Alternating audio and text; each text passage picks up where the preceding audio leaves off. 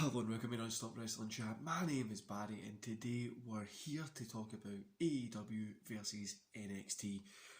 Weekly review, guys. We're 4 subs away from 100. So I want to thank you all for your support. As usual, guys, get sharing this, get liking it, send it to your friends that you think will like it and get them to sub. The closer we get to that 100, the closer I can do that kind of live stream and it'll just be pretty cool. I hope you enjoy it when it happens. And yeah, let's get into today's show. So, we're going to kick off with AEW as we always do. We got Cody Rhodes and Red Velvet versus Shaq and Jade Cargill. Shaq and Jade Cargill got the win here. The table spot was really cool in this one, so I gave the overall match a 2 stars. It was nothing really special, but the kind of table spot was probably the coolest thing from it.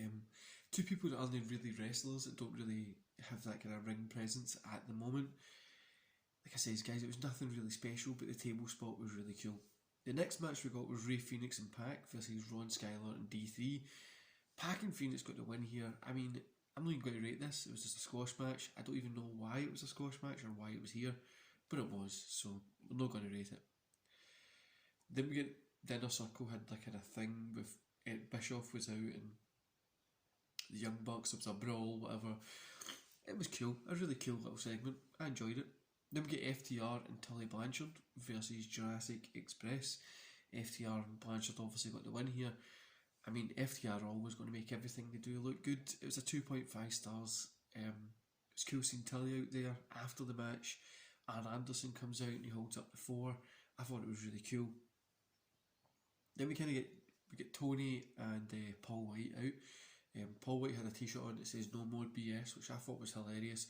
Obviously, you can take it as no more bullshit or no more Big Show, but it was quite fun. He was saying that at the weekend at AEW Revolution there's going to be somebody that's debuting or signing a contract that's a Hall of Fame caliber, so I don't know who it's going to be. I wonder, it could be any amount of people really at this time, but let's hope it's somebody good.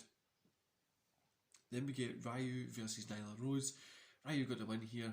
I didn't think that was going to happen, honestly. I thought Nyla Rose would have got the win. It was a 2 stars match. It was nothing special. And at the end of it, Hikaru comes out to kind of give the trophy to Ryu, which, yeah, it was okay. Nothing really special. After that, we get Sting and Team Taz. They kind of have their kind of little moment. I really enjoyed this little segment here. I thought it was really cool, indicative of kind of what we're going to be expecting from the AEW Revolution. I hope Sting can pull it off this weekend. I really hope he's going to be able to just pull off that kind of match this weekend. Then we get 10 with -1 versus Max Caster. 2 stars for this one, guys. It was a cool little match. It was nothing special. It was there and it done what it had to do. It was a cool little match. Then we get Matt Hardy and Quinn versus John Silver and Hangman Adam Page. Page and Silver got the win here, 2.5. This was a fun match. The aftermath, there was a little kind of back and forth. Matt Hardy and the Dark Order come out, stuff, whatever. But yeah, a really fun match. I enjoyed this one. At the moment, anything Page is doing and what he has been doing, for me personally, has been really fun and enjoyable. So yeah, it's just another one of those things. Overall, I'm going to give AEW a 2.5 stars.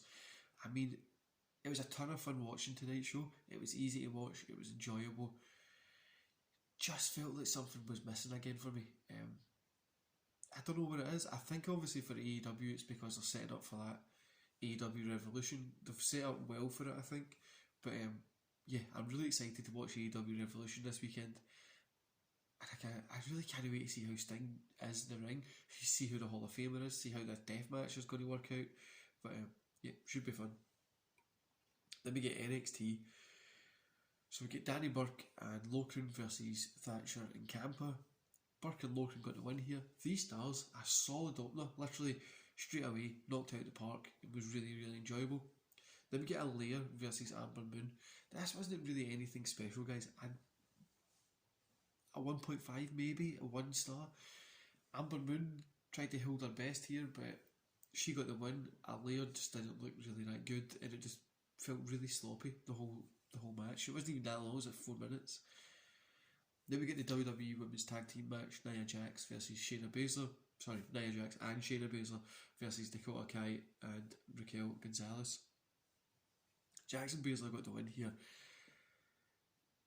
I'm giving this a 2.5 stars. I'm for one who wouldn't be saying that I really enjoyed a Nia Jax match, but this one was really cool.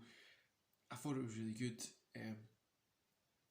Everybody in it looked good. The ending was the only bit that really annoyed me here, when it was like Dakota Kai passed out, Adam Pearce comes out, calls for the bell.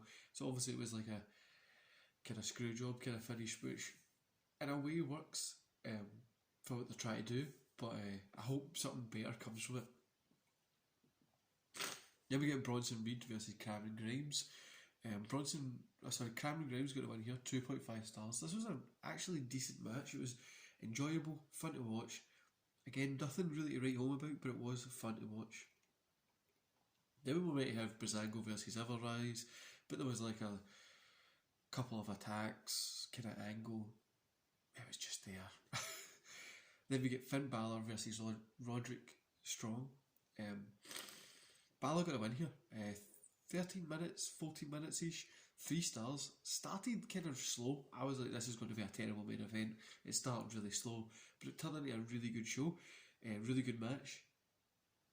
The kind of last part of it, the last, say, 5 minutes was just amazing, and it was a really, really good match.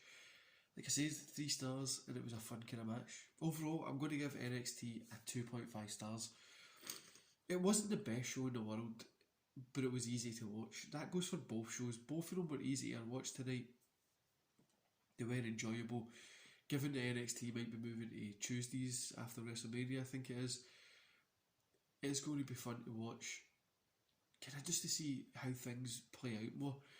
Is it going to help viewership for both guys, or is it just going to remain the same because that's who's watching those wrestling programs? Who knows? But this was really fun. I enjoyed tonight. Both shows were really good. That bump that Shaq took through the table was definitely memorable, even though he did set up a little bit too early for it. He's a basketball player, he's not a wrestler, but it was pretty cool. The whole night was enjoyable. Like I said, both shows were just fun and enjoyable. Just a quick update, guys. This is my second last live video. I've got a podcast later tonight, which I'm recording this morning, and it'll be up tonight or first thing tomorrow. And then it'll be Saturday will be my shows. So before I start my challenge, this is the kind of last live one that I'm doing, and then I'll be out there doing that 4x4 challenge. Well, 4 times 4 times 48. Anyway, guys, I hope you enjoy the rest of your day, and I'll see you back here later on today for a podcast. See you later, guys.